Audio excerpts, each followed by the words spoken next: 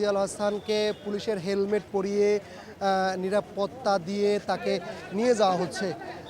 আয়নাঘরের যে কারিগর ছিল সে কারিগরকে পুলিশের হেফাজতে তার পুলিশের যে সেফটি রয়েছে সে সেফটি দিয়ে তাকে তোলা হচ্ছে এবং তাকে নিয়ে যাওয়া হচ্ছে।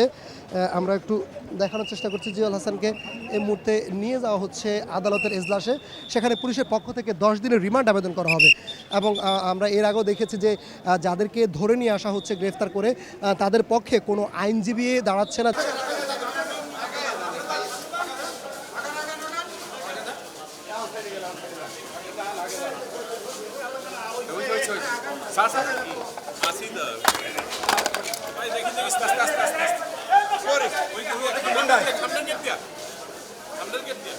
এখন সরে যান ভাই, ক্যামেরাম্যান সরেন ভাই, প্লিজ ক্যামেরাম্যান সরেন ভাই।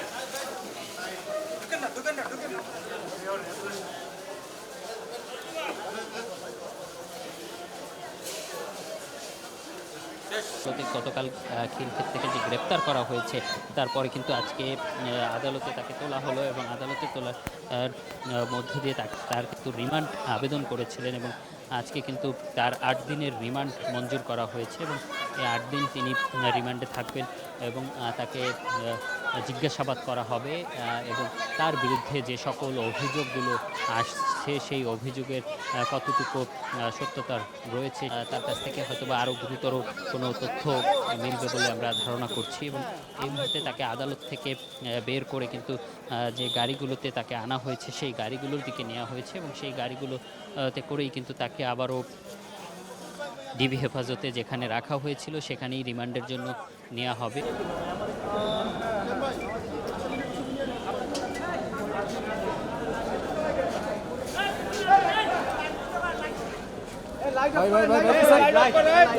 লাইট অফ করো, লাইট জ্বালাইছে খেয়েছি কিন্তু। এই সামনে থেকে সরো ভাই, আসেন না। হ্যাঁ ভাই, ভাই সেলিম ভাই,